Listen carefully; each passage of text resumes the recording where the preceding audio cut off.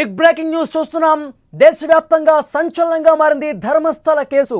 7 నుంచి 13 స్పాట్లలో తవ్వకాలకు సిట్ సిద్ధమైనట్టుగా తెలుస్తోంది. ఈ కేసులో ఈ 7 ప్రాంతాలే అత్యంత కీలకంగా ఉన్నట్టుగా సమాచారం వస్తోంది. వందల కొద్ది అస్థి పంజరాలు ఉంటాయని అనుమానం వ్యక్తం చేస్తున్నారు. ఇప్పటి వరకు 2 అవశేషాలు లభ్యమయ్యాయి. అవి అమ్మాయిల అవశేషాలే అని అంచనా వేస్తున్నారు అధికారులు. 100 మందికి పైగా పాతి పెట్టానని ఇప్పటికే ఆ ఫిర్యాదుదారుడు చెప్పినటువంటి పరిస్థితి ఉంది. మిగిలిన మృతదేహాలన్నీ కూడా ఇప్పుడు ఇవాల్టి నుంచి ఏవైతే తవ్వకాలు చేస్తారో ఆ స్పాట్లలో ఉండే అవకాశం ఉంది అని చాలా బలంగా నమ్ముతున్న పరిస్థితి. రోడ్డుకి ఆనుకుని 13వ స్పాట్ ఉంది. అది అత్యంత కీలకమని చెప్తూ ఉన్నారు. ధర్మస్థల కేసు మిస్టరీ వీడుతుందో లేదో తెలిసిపోతుంది. ఎందుకంటే ఫిర్యాదుదారుడు చూసిన ప్రాంతాల్లో సిట్టు తవ్వకాలు చాలా స్పష్టంగా కొన్ని అవశేషాలైతే బయటపెట్టిన పరిస్థితి. 6వ ప్రాంతంలో అవశేషాలు దొరకడంతో మిగిలిన ప్రాంతాల్లో కూడా భారీగా మృతదేహాలు అవశేషాలు బయటపడతాయనే చర్చ జోరుగా సాగుతోంది. 5 ప్రాంతాల్లో ఏమీ దొరకలేదు. 6వ ప్రాంతంలో మాత్రం 2 అస్థి పంజరాలు బయటపడ్డాయి. ఆ 2 అస్థి పంజరాలకు సంబంధించి అవి అమ్మాయిలవే అని చెప్పి సిట్టు బలంగా నమ్ముతోంది. ఇక లోదుస్తులు కూడా దొరికాయి. ఇప్పుడు 7 నుంచి 7, 8, 9, 10, 11, 12, 13 ఇవన్నీ కూడా ఇవాళ రేపు ఈ 2 రోజుల్లో తవ్వకాలు పూర్తి చేసే ఆలోచనలో సిట్టు బృందం ఉంది. ఇవాళ 4వ రోజు 7, 8, 9 తవ్వకాలు చేపట్టే అవకాశం ఉంది. జనాలు కూడా అక్కడ భారీగా తరలి వస్తున్నారు. అవశేషాలు దొరకడంతో ఈరోజు ఇంకా ఏం బయటపడతాయి, ఏమన్నా ఎముకలు బయటపడతాయా, ఏమైనా పుర్రెలు బయటపడతాయా అని చెప్పి దేశం మొత్తం కూడా ఉత్కంఠగా ఎదురు చూస్తున్న పరిస్థితి కనిపిస్తోంది. మొత్తం 12 ప్రాంతాలు నది ఒడ్డునున్నాయి.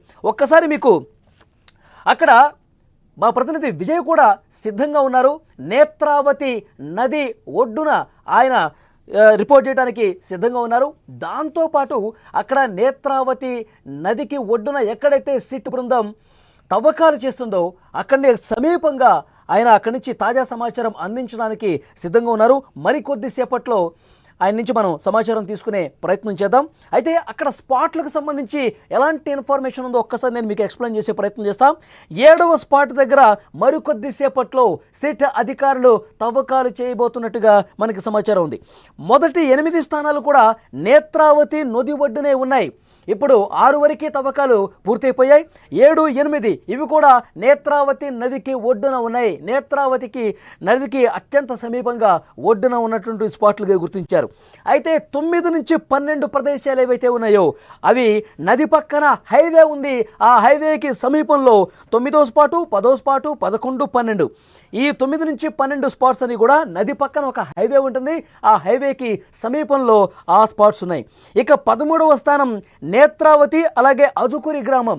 నేత్రావతి నదికి అజుకురి గ్రామానికి కలిపేటువంటి రహదారి ఉంది. ఆ రహదారి వెంబడి ఈ 13వ నెంబరు స్పాట్ ఉన్నట్టుగా తెలుస్తోంది. ప్రస్తుతం చాలా వేగంగా తవ్వకాలు కార్యక్రమం అనేది జరుగుతోంది. మొదటి 6 స్పాట్లలో కూడా తవ్వకాలు ఆల్మోస్ట్ పూర్తయిపోయినట్టుగా సమాచారం వస్తుంది. 6వ స్పాట్లో 2 అస్థి పంజరాలు లభ్యమయ్యాయి. 2 మృతదేహాలకు సంబంధించిన అవశేషాలు లభ్యమయ్యాయి. దీంతో దేశం మొత్తం కూడా ఒక షాక్కు గురైనటువంటి పరిస్థితి ఉంది. గత కొన్ని సంవత్సరాలుగా 1995 నుంచి 2014 మధ్యలో వందలాదిగా మృతదేహాలను నా చేత్తో పాతి పెట్టాను అని చెప్పి అతను చెప్తా ఉన్నాడు. బెల్తంగడి పోలీస్ స్టేషన్లో అతను ఇచ్చినటువంటి ఆ ఇన్ఫర్మేషన్ ఆధారంగా ఎఫ్ఐఆర్లో పొందుపరిచినటువంటి సమాచారం ఆధారంగా సిట్ దర్యాప్తు చేస్తున్నప్పుడు కొన్ని కీలకమైనటువంటి విషయాలు బయటకు వచ్చాయి. అవన్నీ కూడా ఆ విచారణలో బయటపడ్డ విషయాలు, అతను చెప్పినటువంటి సమాచారం. దాని ఆధారంగా ఆ పారిశుద్ధ్య కార్మికుడిని, ఆ విజిల్ బ్లోయర్ని నేత్రావతి నది ఒడ్డుకు తీసుకొచ్చి ఎక్కడ పాతి పెట్టాడో ఆ ఇన్ఫర్మేషన్ మొత్తం కూడా అతని నుంచి సేకరించి అక్కడ మార్కింగ్స్ క్రియేట్ చేశారు. 1 నుంచి 13 వరకు మొత్తం స్పాట్లు పెట్టారు. అతను పారిశుద్ధ్య కార్మికుడిగా పనిచేసినప్పుడు అతని దగ్గరికి మృతదేహాలు వచ్చినప్పుడు ఎక్కడ పాతి పెట్టాడని చెప్పి చాలా క్లియర్ కట్గా పిన్ పాయింట్గా ఆ స్పాట్లను గుర్తించి అక్కడ మార్కింగ్ చేశారు. మొదటి నుంచి 5 వరకు ఏమీ దొరకలేదు. కేవలం ఒక పాన్ కార్డు దొరికింది, ఒక డెబిట్ కార్డు దొరికింది, ఒక ఎర్రటి జాకెట్ దొరికింది. ఇంకా ఎలాంటి అవశేషాలు లభ్యం కాలేదు. అయితే ఇప్పుడు 6వ స్పాట్లో ఏదైతే తవ్వకాలు చేస్తున్నప్పుడు 2 మృతదేహాలకు సంబంధించిన అవశేషాలు బయటపడ్డాయి. 2 అస్థిపంజరాలు బయటపడటంతో మొత్తం దేశం షాక్కు గురైన పరిస్థితి. ఇక ఇక్కడి నుంచి 7, 8, 9, 10, 11, 12, 13 ఈ స్పాట్లలో భారీ మొత్తంలో మృతదేహాలకు సంబంధించిన అవశేషాలు బయటపడే అవకాశం ఉందని చెప్పి చాలా స్పష్టంగా సమాచారం వస్తున్నటువంటి పరిస్థితి కనిపిస్తుంది. అక్కడి నుంచి మరింత ఇన్ఫర్మేషన్ తెలుసుకుందాం. మా ప్రతినిధి విజయ్ నేత్రావతి నదికి ఒడ్డున ఉన్నారు. ఎక్కడైతే తవ్వకాలు జరుపుతున్నారో ఆ తవ్వకాలకి అత్యంత సమీపంగా మా ప్రతినిధి విజయ్ సిద్ధంగా ఉన్నారు ఇన్ఫర్మేషన్ అందించడానికి. ఎస్ విజయ్, అక్కడ ఏం జరుగుతుంది? సిట్ అధికారులు అక్కడ వచ్చారా? 7వ స్పాట్ ని తవ్వే పరిస్థితి ఎప్పుడు స్టార్ట్ అయ్యే అవకాశం ఉంది?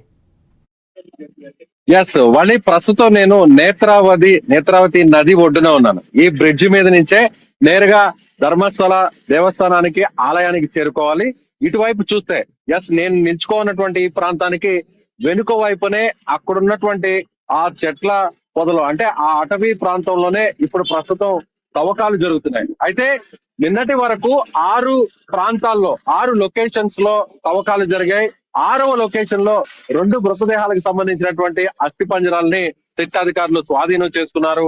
అయితే ఈ 2 కూడా మహిళలకు సంబంధించినటువంటి అస్థి పంజరాలు అనేటువంటి ఒక అంచనాకైతే ప్రాథమికంగా వచ్చినట్టుగా తెలుస్తుంది. అయితే ఇప్పుడు నిన్న 6వ లొకేషన్ లో దొరికినటువంటి అస్థి పంజరాలు కొన్ని కేవలం అంటే మెన్స్ మాత్రమే అక్కడ తవ్వకాలు జరిపి అక్కడ ఉన్నటువంటి అస్థి పంజరాలని కొన్ని అడుగుల లోపల నుంచి బయటకు తీసినటువంటి పరిస్థితి. ఇవాళ నేరుగా అంటే నిన్న దొరికినటువంటి కొన్ని ఆధారాలని ఆధారంగా చేసుకొని ఇవాళ మళ్ళీ కూడా సేమ్ అదే లొకేషన్ లో అంటే 6వ ప్రాంతాల్లోనే తిరిగి మరింత లోతుగా కూడా తవ్వకాలు జరిపేటువంటి పరిస్థితి అయితే చాలా స్పష్టంగా కనిపిస్తుంది. ఇవాళ కొద్దిసేపటి కిందట నేరుగా అక్కడికి తవ్వకాలు జరిపేటువంటి ఎవరైతే కూలీలు ఉన్నారో వారితో పాటుగా ఒక ఎస్కవేటర్ ను కూడా అక్కడికి తీసుకెళ్లడం జరిగింది. అంటే ఒక మినీ జేసీబీని కూడా అక్కడికి తీసుకెళ్లడం జరిగింది. సరిగ్గా నేను నిల్చుకున్నటువంటి ప్రాంతానికి ఒక 50 నుంచి 70 అడుగుల దూరంలోనే ఈ తవ్వకాలు జరుగుతున్నాయి. నేత్రావతి నది మనకు కనిపిస్తున్నటువంటి ఆ ప్రాంతమే ఈ ప్రాంతానికి అటువైపు ఉన్నటువంటి ఒడ్డు ప్రాంతంలోనే ఆ ఒడ్డునే 7వ ప్రాంతం కావచ్చు, అదేవిధంగా 6వ ప్రాంతం కావచ్చు, ఇవన్నీ కూడా ఉందని చెప్పాలి. అయితే ఉదయం నుంచి కూడా 11 గంటల నుంచి తవ్వకాలు ప్రారంభమయ్యాయి. ఈ 3 రోజులు కూడా మొదటి రోజు నుంచి నిన్న 3వ రోజు వరకు కూడా జరిపినటువంటి తవ్వకాలకు వాతావరణం అనుకూలించలేదు. అయితే ఇవాళ నుంచి మాత్రం వాతావరణం అనుకూలిస్తుంది. ఎక్కడా కూడా ఉదయం నుంచి వర్షం లేదు, ఎండ వాతావరణం ఉంది. కాబట్టి తవ్వకాలు మరింత వేగంగా జరిగేటువంటి అవకాశం ఉంది. సో ఇంకా కూడా మృతదేహానికి సంబంధించినటువంటి అస్థి పంజరాలు లేదా ఎముకలను కూడా ఇంకా కూడా స్వాధీనం అవుతాయి అనేటువంటి ఉద్దేశంతోనే తవ్వకాలు జరుపుతున్నట్టుగా మనకి చాలా స్పష్టంగా తెలుస్తుంది. రెండు అస్థి పంజరాలు లభ్యమైనటువంటి నేపథ్యంలో ఇంకా అక్కడే మరికొంతసేపు తవ్వే అవకాశం ఉందని ఒక చర్చ జరుగుతుంది. నిజమేనా, లేదంటే 7వ స్పాట్కి వెళ్ళిపోతారా?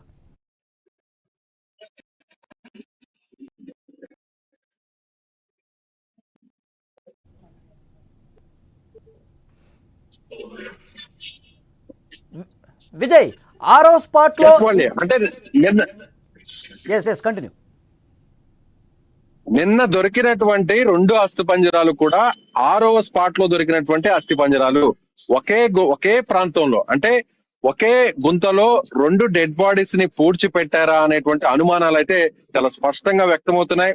అతను ఎవరైతే కంప్లైంటర్ ఉన్నారో ఆయన చేసినటువంటి కంప్లైంట్ బేస్ చేసుకుంటే దాదాపుగా 100కు పైగా శవాలను నేను పాతి పెట్టాను అనేటువంటి ఒక కంప్లైంట్ ఇచ్చినటువంటి పరిస్థితుల్లో నిన్న దొరికినటువంటి అస్థి పంజరాలు కూడా ఇప్పుడు ఈ అనుమానాలకి బలం చేకూర్చేటువంటి పరిస్థితి చాలా స్పష్టంగా కనిపిస్తుందనే చెప్పాలి. ఎందుకంటే ఒకే స్పాట్ లో 2 అస్థి పంజరాలు దొరికాయి కాబట్టి ఈ ప్రాంతంలోనే మరిన్ని మృతదేహాలకు సంబంధించినటువంటి ఆధారాలు కూడా దొరికే అవకాశం ఉంది అనేటువంటి కోణంలోనే ప్రస్తుతం తవ్వకాలు జరుగుతున్నాయి. ఇవాళ 6వ స్పాట్ లోనే ఇంకా కూడా తవ్వకాలు కొనసాగుతున్నాయి. 7వ స్పాట్ లో కూడా తిరిగి కాసేపు తర్వాత తవ్వకాలు ప్రారంభమయ్యేటువంటి అవకాశం ఉంది. ఒక్కొక్క రోజుకి 3 స్పాట్స్ ఎంచుకున్నారు. 3 రోజులు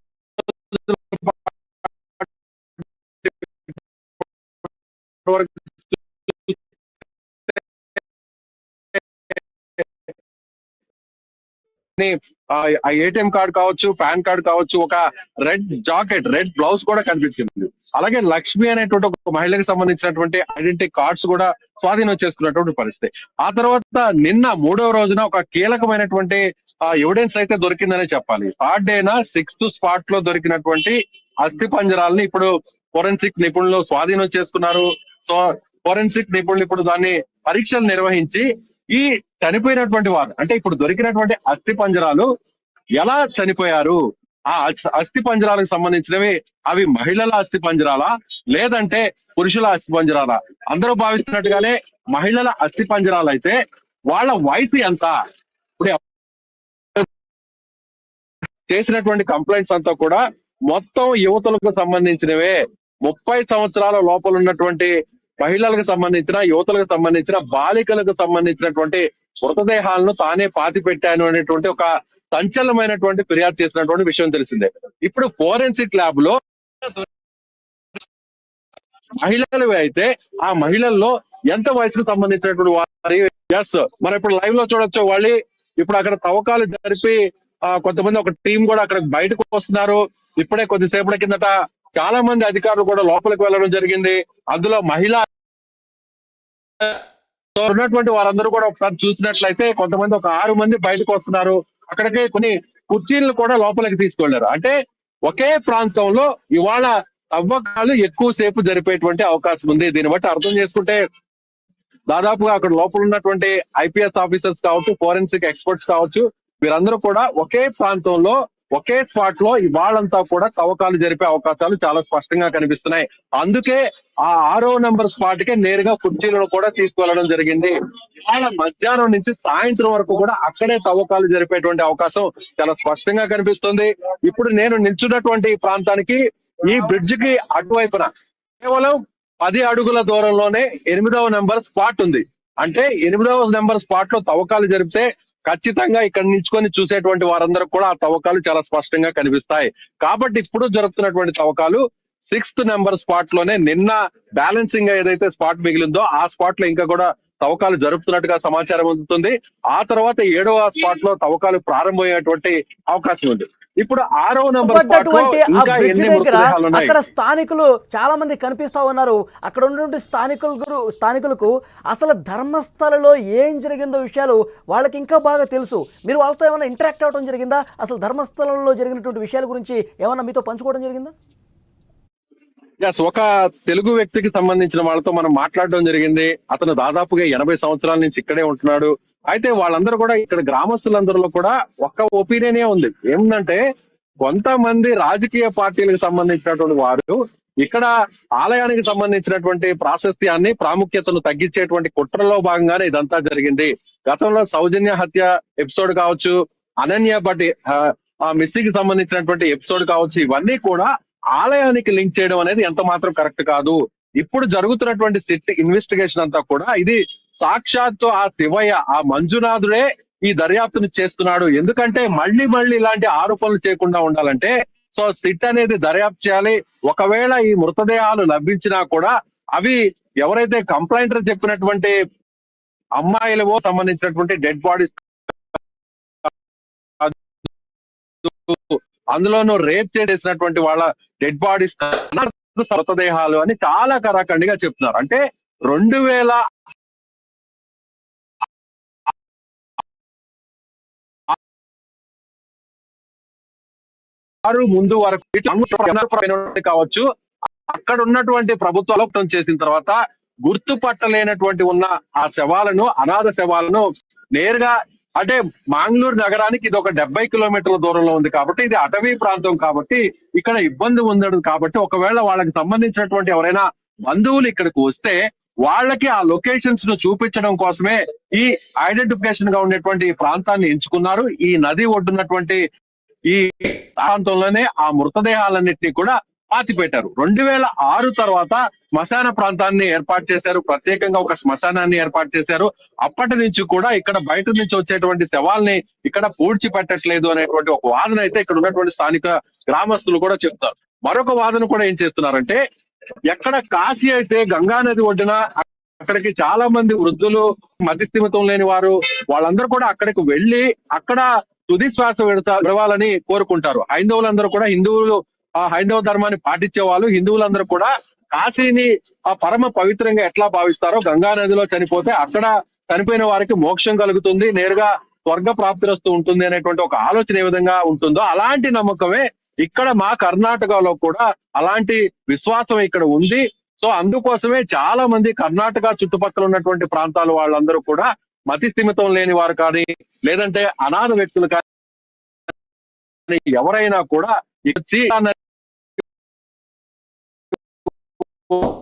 ప్రాంతం నుంచో 100ల సంవత్సరాల నుంచి ఇది జరుగుతుంది అనేటువంటి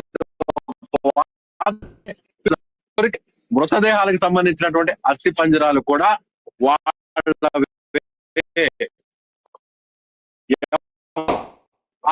అలా అస్థి పంజరాలు మాత్రమే అయి ఉంటాయి అనేటువంటి అనుమానాన్ని ఇక్కడ ఉన్నటువంటి స్థానికులు వ్యక్తం చేస్తున్నారు. వాళ్ళు కూడా ఒకటే చెప్తున్నారు, ఎస్ ఏదేమైనా కానీ ఇప్పుడు డిఎన్ఏ పరీక్షలు చేయబోతున్నారు.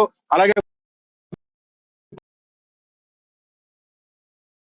యా ఓకే విజయ్, మరింత ఇన్ఫర్మేషన్ కోసం మళ్ళొక్కసారి మిమ్మల్ని కాంటాక్ట్ అయ్యే ప్రయత్నం చేస్తాం.